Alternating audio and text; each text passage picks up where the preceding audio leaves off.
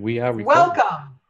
We are recording, and welcome to the Spectacular Entrepreneur Show. It is December, and we are ready for the holidays, and we are happy that you are taking time to spend some time with us today.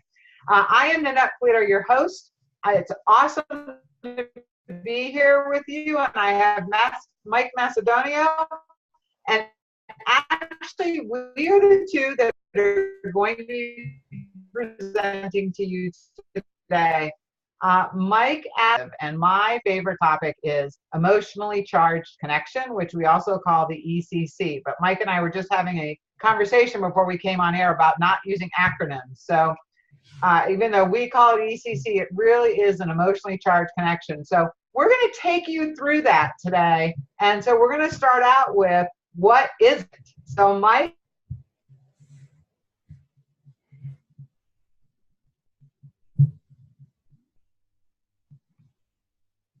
Hi, Nanette.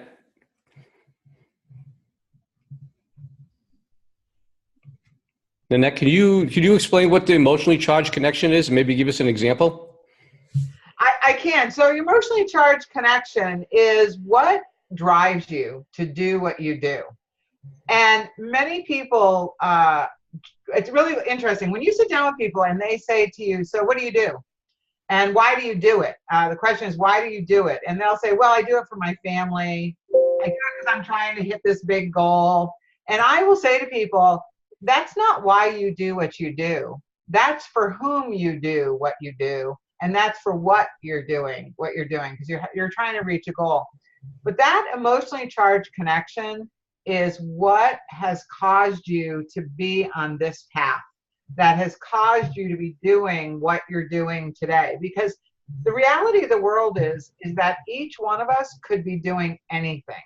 And especially for entrepreneurs, we could be doing anything, but we choose to go a certain path. And Mike, do you want me to tell them my story? That'll be a great way of illustrating an emotionally charged connection. Okay. So when I first went through the process of figuring out why I do what I do, I was asked a series of questions, and it actually brought me back to a point in my life and when I was a little kid. And a lot of them do come from when you're children, but mine came from when I was a little kid. And I actually had to confess to a room of 13 people something I had never told anyone. And that was that I was the target in our village, our little neighborhood, that I was the kid that was bullied and picked on, both physically and emotionally. And I carried that around with me for a long time. Matter of fact, 40-something years before it actually came out of my mouth. And what happened was, it came down to all one day. One day, I was coming home from the neighborhood, the village. We called it the village.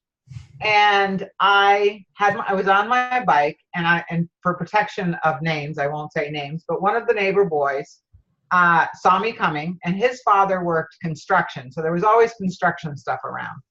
And as he saw me come by, he had a 2x4, and he swung the 2x4 at me, and he proceeded, and he hit my bike. He actually aimed for me, missed me, thank God, but he hit the bike, and I went flying off the bike, and I got all scraped up, and he damaged my bike. And so I was walking it down the hill, and I can still hear him calling me names. And then what happened was that I walked in the front door of my house, and my mom came out of her sewing room, and she was like, oh my God, what happened to you? And I said, such and such hit me, my bike, with a 2x4, and I got hurt.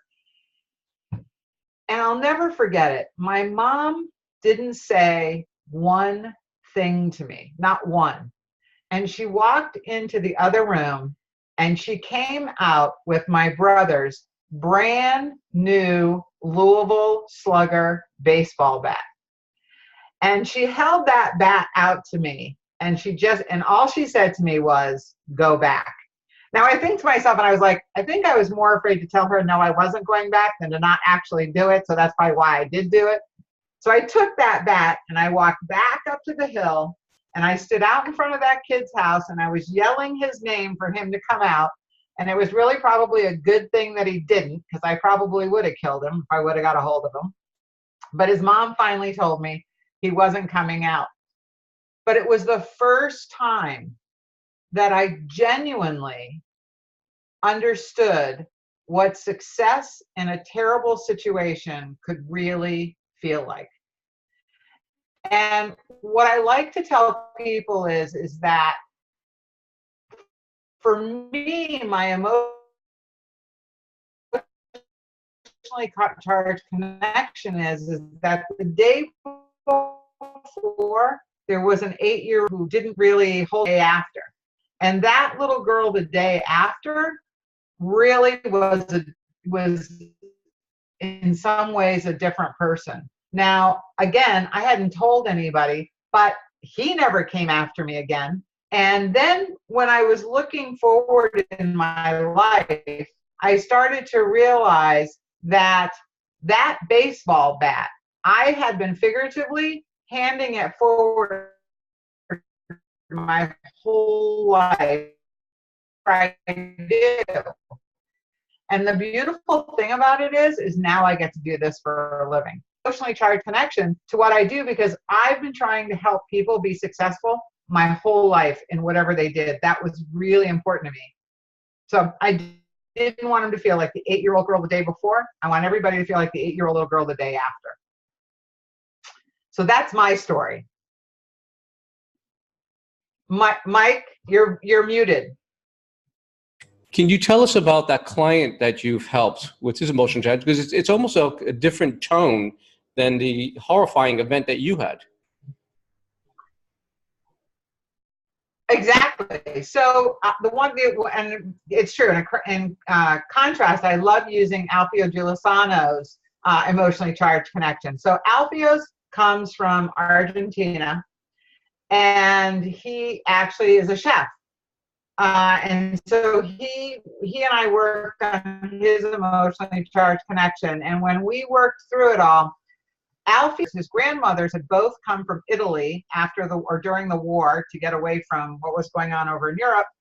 And he grew up around these 3 women, always cooking amazing food, amazing meals.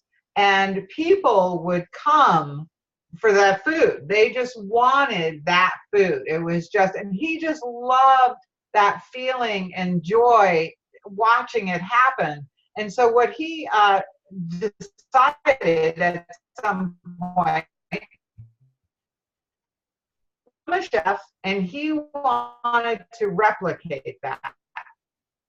And so it's really awesome because he now owns 3 restaurants, and in those 3 restaurants, he still has his mom and his grandmother's recipes. But what's even more fun is that Theo called me to talk about whatever the local ingredients is that he has to make his specials up for that week, because he just wants that feeling of family to be for all of his people that come to his restaurants, and they truly do. So his really comes from a great place of joy. Your emotionally charged connection does not always come out of horrible things. It can come from very joyous things also. Well, unmute yourself. One of the things I'm hearing is the emotionally charged connection is really showing the why behind the why. It is. A lot of conversation because of Simon Sinek around the why, but really coming down to the core.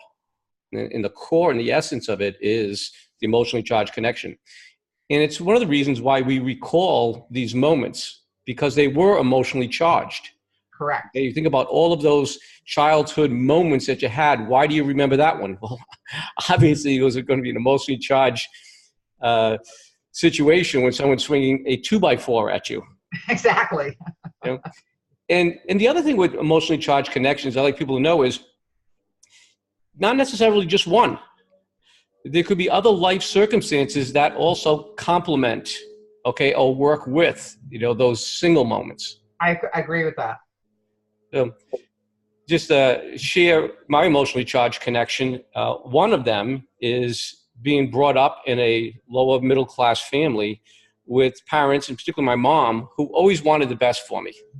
And the message was, Michael, you can do anything you want. You can be anything you want to be. You can be the president. And the way she would help me, and this is her way of helping, is always encourage me to do better. Well, as a child, that to me was received as not being good enough. You know, I want mom and dad to be proud of me, but whatever I was doing wasn't good enough because I could have done better. You know, I did well in school, but man, just a couple more A's. You know, I did well in sports, but man, one more goal, you know. And so that's what I heard all growing up. So it was always a feeling of anything I accomplished wasn't good enough. It could have been better. And I'll give you a couple of examples how that showed up. Even as an adult, I still default into whatever I achieved thinking I could have done better. Now, I was the first one in my family to go to college. And what do you think I went to school to study? To be a dentist. Okay? Really? School to be a dentist. And after a couple of years, I was good at math, I was good at science, but I knew that I really didn't have the passion to see it through. I enjoyed going to dentist. I still do. I thought I would enjoy the profession, but I just couldn't see myself with the passion of seeing it through to the end. So I switched to business, and I got my degree in business. Well, from that point on, even though my mom and dad supported my decision, for years, for decades, literally up until just a few years ago, my mom would constantly remind me, Michael, you could have been a dentist. Which is not good enough. And I'll tell you, like many of the business owners that we work with that are on this call possibly, hey, it's a struggle sometimes to get a business going. There are times that you wish you were a dentist. And absolutely. And I will tell you though, to wrap this up, there was a few years ago where we moved into the home my wife and I are in now, that my mom and dad came out to visit us. And when my mom saw this house, and we live in a beautiful home in California. When they saw this home, she just could not keep saying, Michael, Hugh and Dawn have a beautiful home. Now, what she didn't say, and she has not said since, is you could have been a dentist. That's awesome. Well, how does that play into what I'm doing today? And it plays exactly into what I'm doing today. And that is where you're handing off the bat, I'm serving the underdog. Mm-hmm. People are not privileged of having everything they need and, achievement. And so it's particularly in the small business world, that's the life of an entrepreneur. Right. That's absolutely the life of an entrepreneur. Now, that's a emotionally charged connection. I'll quickly give you another one that I think also complements and drives me to what I'm doing. When I was a little boy, I went to a Catholic school, and people think this is a joke when I say, no, its name was called St. Rocco's. Okay? A bunch of little Italian boys and girls going to a Catholic school called St. Rocco's. Google it, it exists. There's even a St. Rocco. And St. Rocco's was known to have really mean nuns. As a matter of fact, they were probably the meanest that could exist. And the reason I know that is because they used to make me and my classmates, when we were learning how to read out loud. Now, I will tell you, when it came to me and I had to start reading, the words would come out. And we're going to talk next about the emotional. And you can imagine what my classmates are thinking, hearing me not be able to put sentences together. Imagine what the teachers thought. Right. The guy's got to be illiterate. And even as a little boy, I knew two things. I knew how to read.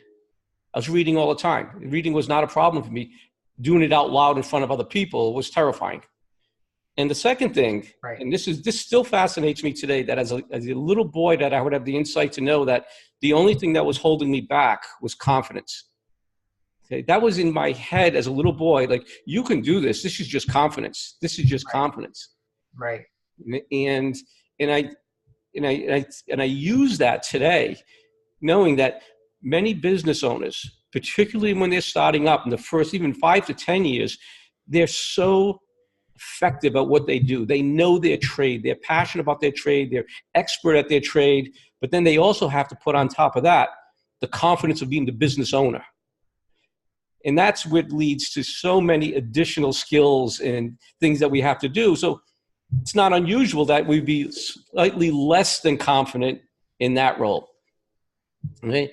And, for me, that's where I like showing up.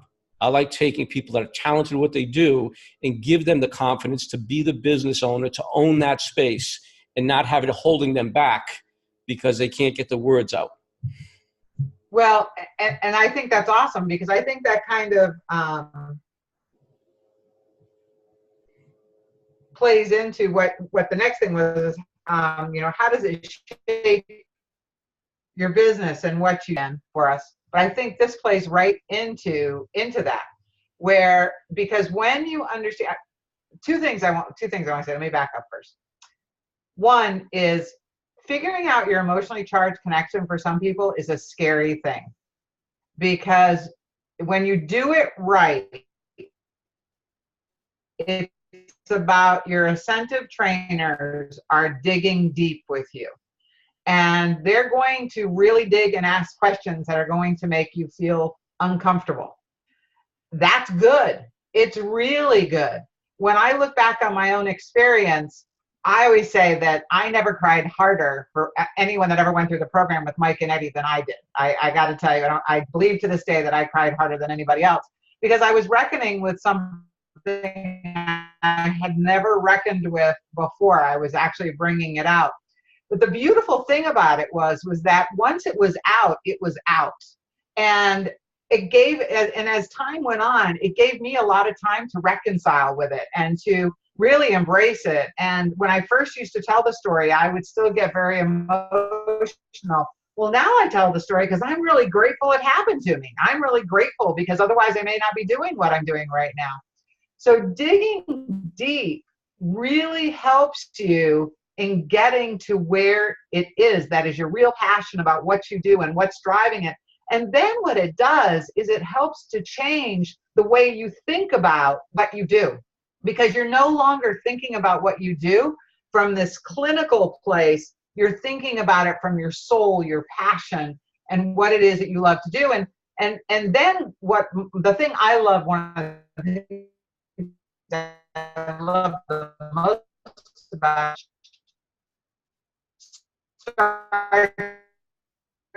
when people walk up to you and they say to you, really understand your emotionally charged connection. So my movie happens to be my mom handing me that baseball bat. So I see that movie playing in my head, and it makes me feel really good. And so I immediately start smiling, and I'm like, and the first thing I'll say is, I love what I do. Well, how many people actually start out a conversation by saying, I love what I do? Not very many. So to me, it's, because I don't want to jump into the next part. I let Mike comment on this. But to me, a very positive way, how is not about making money, or shouldn't be entirely about making money. It should be about what you love doing and what you're passing on to others. Mike, I'll let you. Nanette, I heard what you were saying about how emotional it was the first time, and now you've kind of embraced it. So what was shameful, maybe the first experience, now is something that you are completely comfortable with. As a matter of fact, it actually excites you. It does. One of my emotionally charged connections was when I was a little boy, and I was trying to convince my dad I no longer wanted to take guitar lessons. I had been taking guitar lessons for 5 years. I started when I was 8 years old, and as a 13-year-old boy, I wanted to go out and play with my friends. I didn't want to practice every day. I didn't want to take lessons every week. And the words he said to me is this the way you want to go through life? Are you going to quit everything that you start?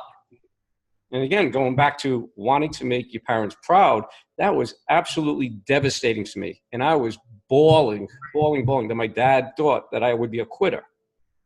Well, if you can tell, this still can bring up some emotion. And right. Here's the difference. I can talk about my inability to quit. Okay? I have not been able to quit in environments that have actually been harmful to me. Like in the emergency room, harmful, because I would tolerate a toxic work environment and a toxic boss. Okay. But I knew, I said, I will not quit. I don't care I don't care how rotten they could be. I will not quit. And I do that in athletics as well. Now, I can understand that. I know where it comes from. Okay. But if I bring myself back to that 13-year-old boy, those emotions will come back. And again, but in such a great positive way now that I know where my tenacity comes from. Okay. I know the tenacity of business people when they're going to grind it out, even when things get tough, to be successful. And there's a place of empathy that I can work with.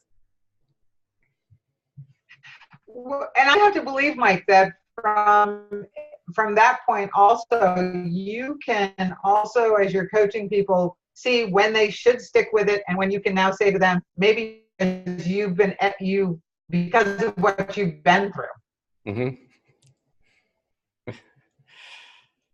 So one of the times that showed up for me, I was doing a triathlon, and when I got to the run portion, someone stole my shoes. That would be a good time to quit. That would be. Yeah, I ran the race barefoot. Oh my gosh. Yeah, my massage therapist was a little confused when I got on the table a couple of days later. I was going to say that I'm surprised you didn't end up, that wasn't the ER run, actually. That's crazy. So, Nanette, give us some examples about how this, obviously we can see how this shows up on what we're doing because it's in our wiring, but how about in terms of our ideal clients? How does this connect with our ideal clients? Well, I think it gives you real clarity into who you now want to work with, because obviously you want to work with people who are have the same drive, or they have the same. So I guess I have to talk about myself personally. I have found that most of my clients are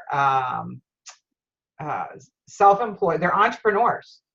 They are people who are entrepreneurs who are afraid of starting a business or running or having a business, and they don't know how to grow their business. But they know they want that success.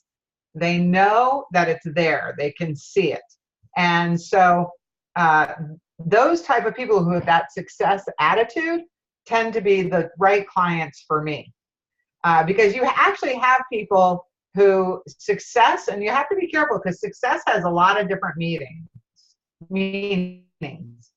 And so if success for them is just about the money, that's not necessarily the right clients for me. We all want to make money. However, my belief is you get to success not directly to the money. You get success by understanding who they want to work with, and who's the ideal client for them from their emotionally charged connection. Ideal clients are those entrepreneurs. And when I say entrepreneurs, it's entrepreneurs, again, takes different levels. So you have entrepreneurs who are starting a business, but then you have commission-based people, which I also call entrepreneurs, because a lot of commission-based people don't necessarily look at themselves like self-employed people. Even though they're getting a 1099, they might be working under a team or part of a team, or they might work for a company that they actually are getting. So an example would be financial planner, life insurance, those kind of companies where they're actually working for a company, but their business is all driven by commission. And I'll tell you kind of an interesting story. When you understand why you do what you do, this just actually happened to me about 7 months ago. When you actually understand why you do what you do, I was actually doing a presentation at a chamber, and I gave a presentation on chamber as a gold mine. So I mean, all I was doing was giving a presentation on how they can use the chamber and make it good for them to grow their business. And I got a phone call from a guy, and he was like, I really want to meet with you. And we met, and he said to me, the first thing out of his mouth was, I just knew from that presentation that you and I are kindred spirits, and I need you to be my coach. It was one of the easiest sell coaching deals I ever did in my whole life. But I truly believe that when you really understand why you do what you do, it actually helps to automatically attract to you the people that you should be working with, because they somehow feel like they understand you and you understand them. Unmute yourself, Mike. I'm just going to demonstrate what you just said. Okay, so here's Nanette. She knows to her core what she's all about. She knows her emotionally charged connection and how that fuels her. Okay, here's somebody that's listening to her. Okay, that it's an ideal client because what she is talking about completely resonates with them because they have a similar type of story. And they may not even know what that story is yet, but they have that similar type of story. And so your messaging, okay, took you and them where you both equally, okay, wanted to work with each other. Right. Okay? And the messaging was basically your story. Right. This is who I am, how I operate, what makes me operate this way, and who I want to serve. And they said, that's it. And you're exactly right. Once we have our emotionally charged connection, once we're using it to identify our target audience, our ideal clients, okay, and we're using the messaging from our emotionally charged connection, it draws people to us. We don't have to go and push them and go after them. And the other side of that, Mike, is that we have to remember too that, the other beautiful part about it is it allows us to also not work with those people, even though they may want to work with us, that we know it's not going to be a good fit, because we don't have to work with everybody. Yeah. So, for myself, understanding today that I want to serve the underdog, and the underdogs to me are the small business owners. Okay. I don't have any attraction to working with people that are privileged. For example, large corporations where the people working there are spending other people's monies. They got millions of dollars in marketing and hundreds of people, sometimes thousands and tens of thousands of people to support the business. I don't have a lot of desire for that. Okay, so I know first of all, I don't want to work in that environment. And secondly, okay, I don't have a lot of energy to serve that environment. Doesn't make them bad people. Doesn't mean that other people can't serve that market. Okay, it's just not going to be me. Now, here's something also interesting.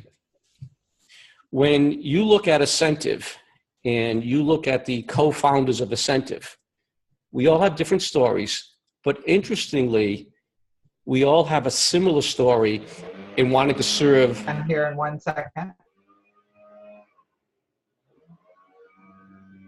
I know Mike, can you?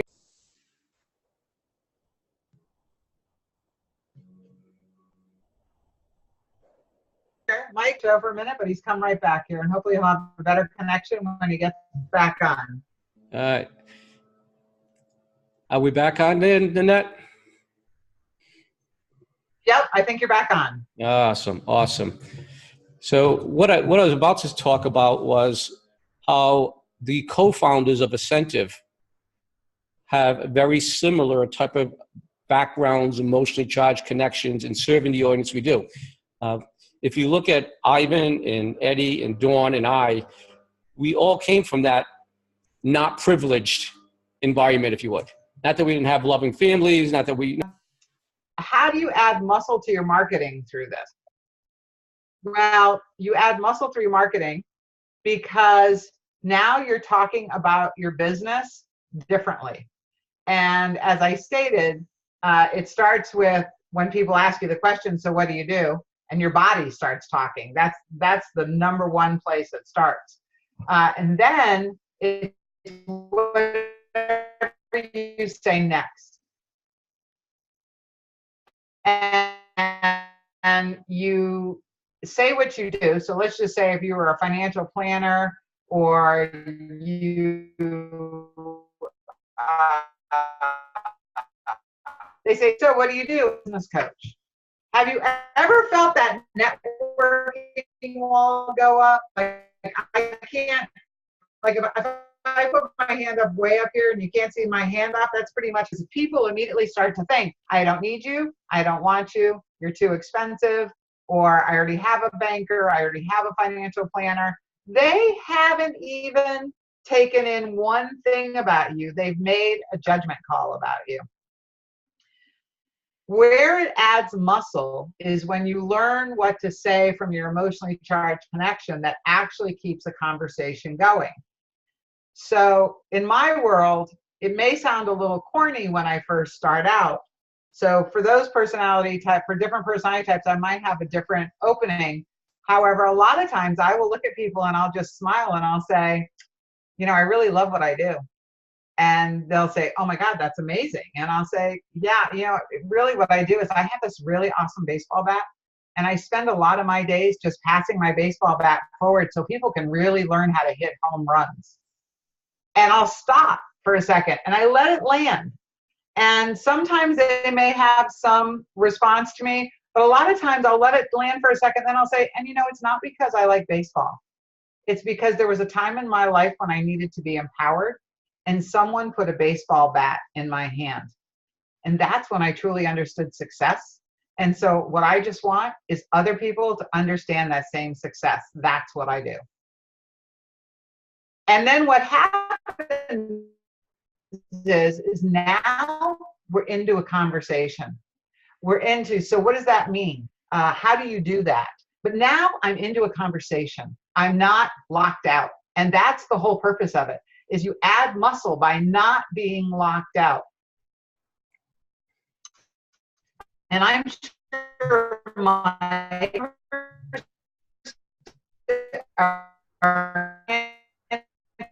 that come back to us and say, oh my God, I have to tell you, now that I'm using those words and I'm using my words at networking events and when I'm talking to people, it's changing my whole relationships with those people.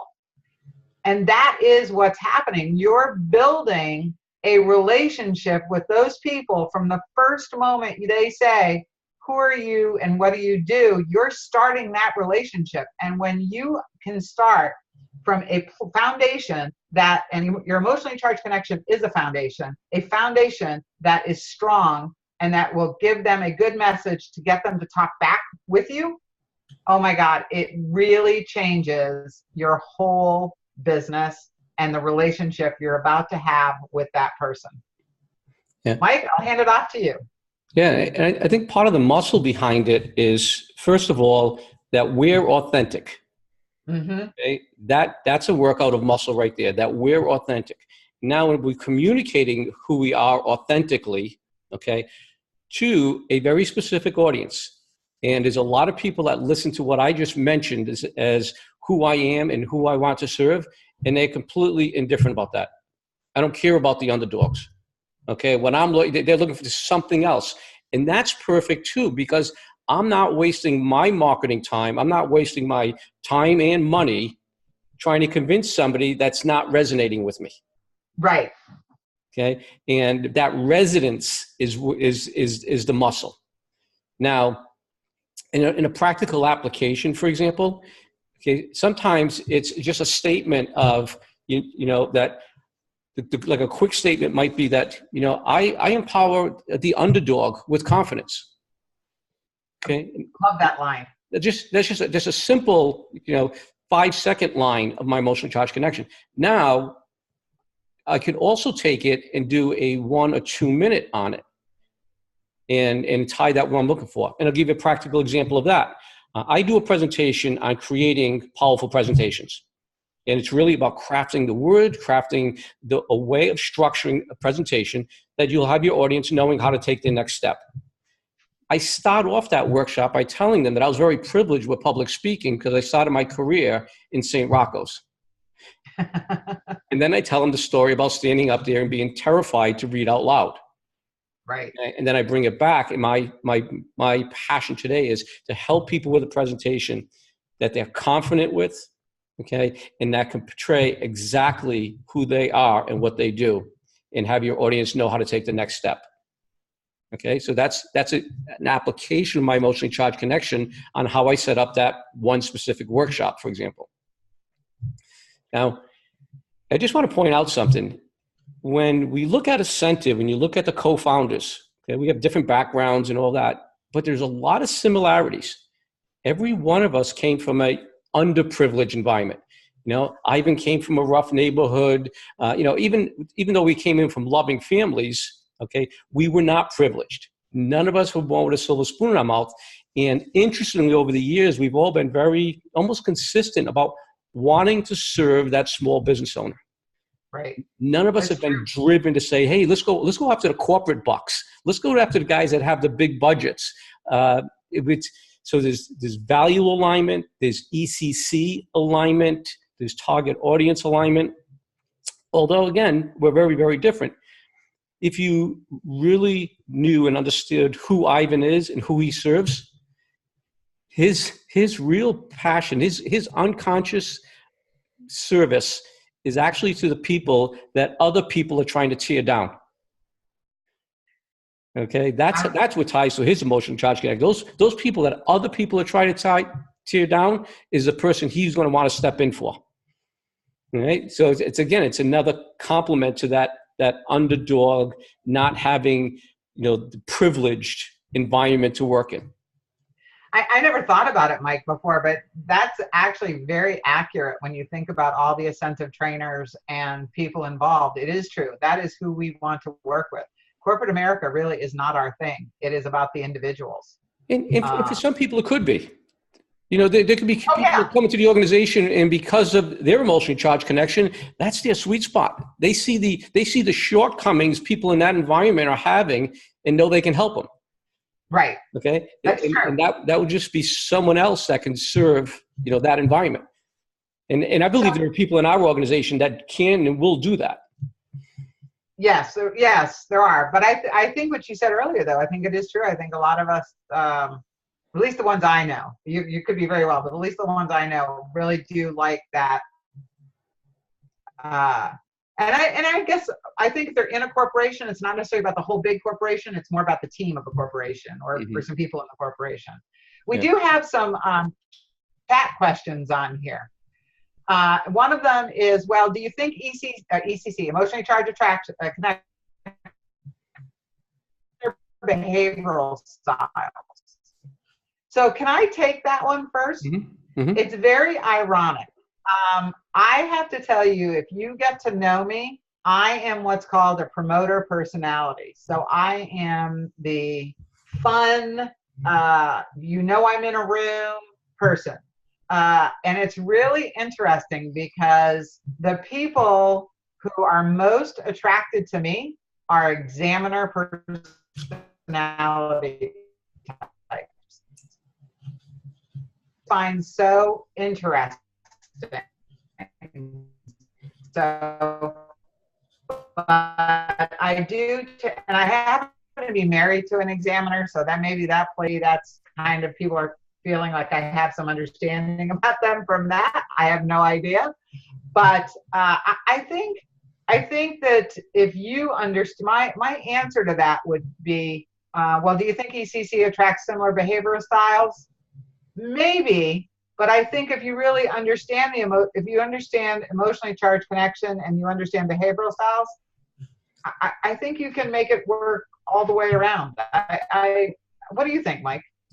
Yeah, I think when we look at behavioral styles, that typically what we find is opposites attract. Until they attack.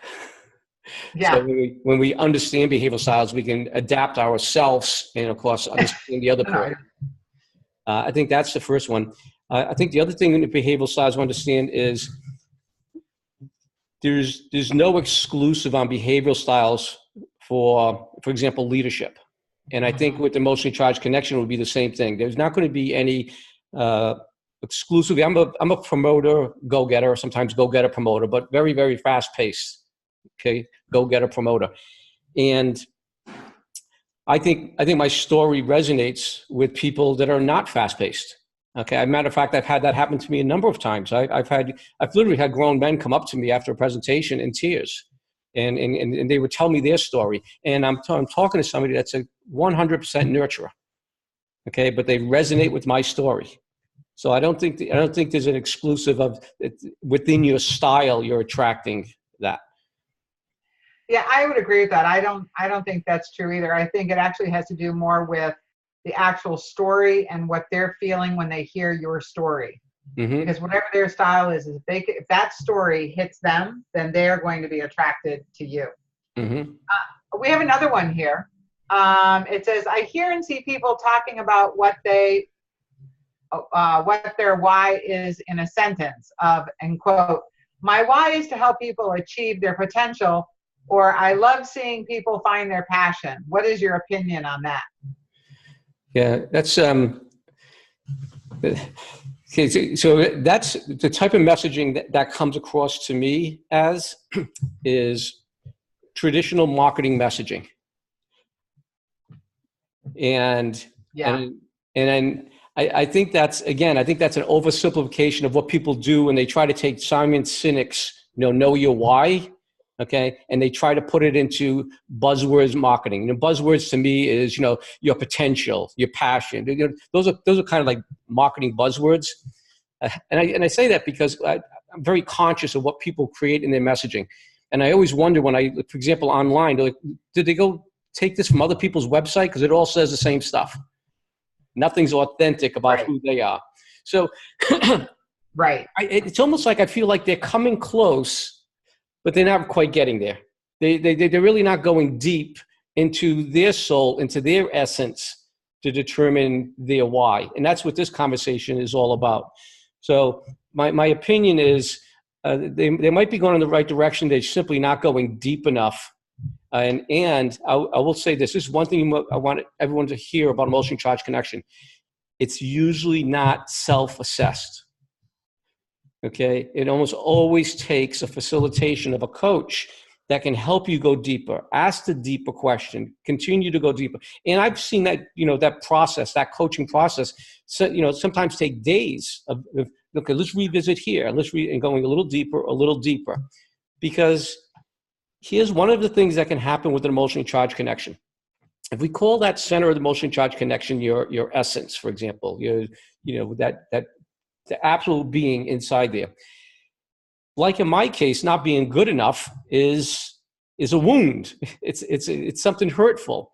And so the way we cope with that is over time, we create a scab over the wound, a protection.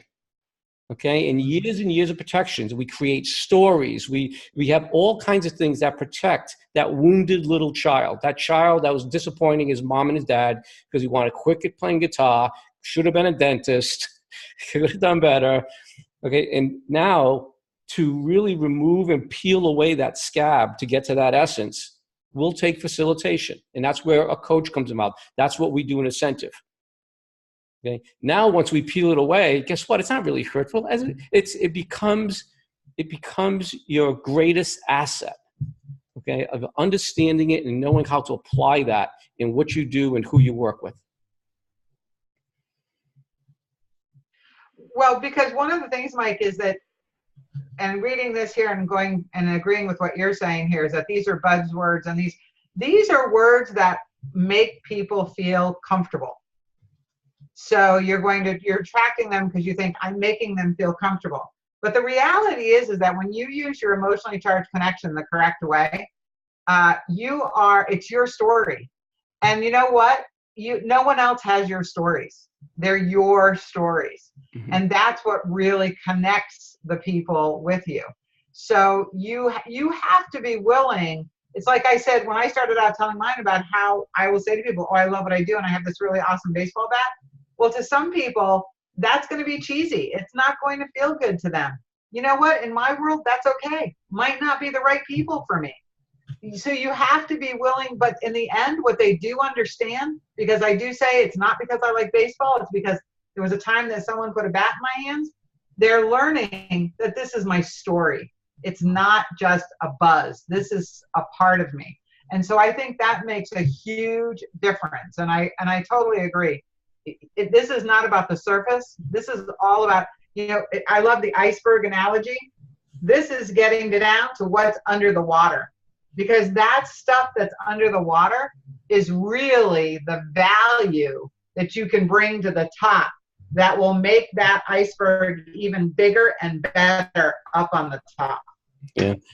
In terms of the muscling this, you can evaluate your own message. You can evaluate other people's message. Is the message promoting a product or service, or is the message promoting a person?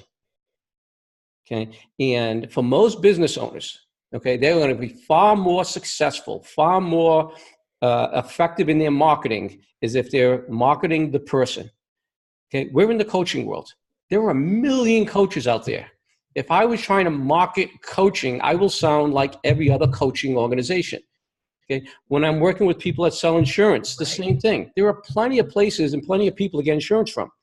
What's the one thing none of them have? You.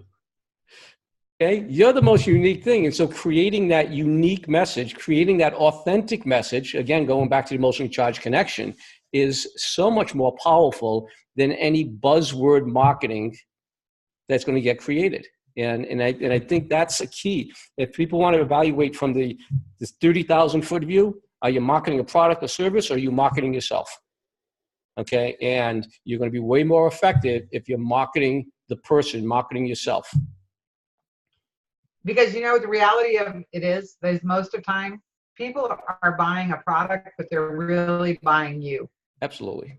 And when you think about even the things that you buy,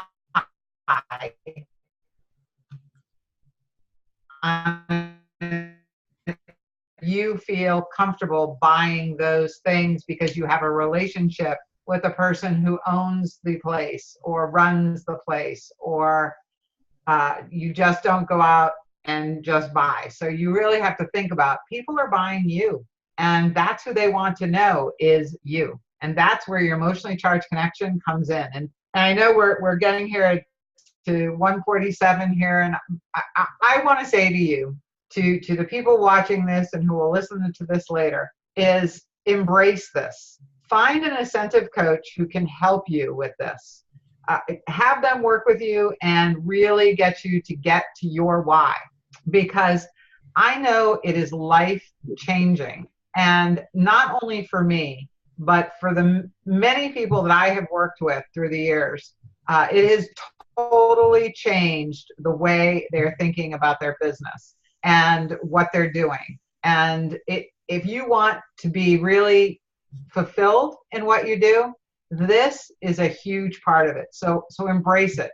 It can be scary, I get it, but just embrace it, because what comes out on the other side is amazing. Yeah. So just going to compliment what you said about the people buy you. That's what they're buying. I live in wine country. I got thousands of options for wine. Okay. Which ones am I attracted to? Which ones am I loyal to? Okay. The ones that give me an experience where I can go in, I know the owners, I'm tasting in the barrel rooms. Okay. My wife and I literally will not go to Napa. Okay. Why? Because that would be the privileged people. That would be the large organizations, large corporations, employees there that work for the organizations, but they're not the owners. In Sonoma County here, we have more interactions with owners and farmers. And, and I got a lot of wine. I mean, I'm attracted to them for the same reasons that people are attracted to me. Okay. Hardworking, underdog style of ownership. Okay. And those are the people that we support. And I don't make it a conscious effort to say, okay, who's out there that's really the underdog? I just understand that's the way, that's the people I want to be attracted to. Right. It just happens. That's exactly right. It just happens. So really, I think we've hit this really well today. I don't have anything else to add unless you do, Mike. I need to add better bandwidth on my internet, but I haven't figured out how to do that yet. Oh, I will admit to you, that is something you do need to do. Yes, I so enjoyed this conversation with you today, Nanette. Again, it's so important to us. It's so important to the business world that if we understand it, if we embrace it, okay, it really is business changing and life changing.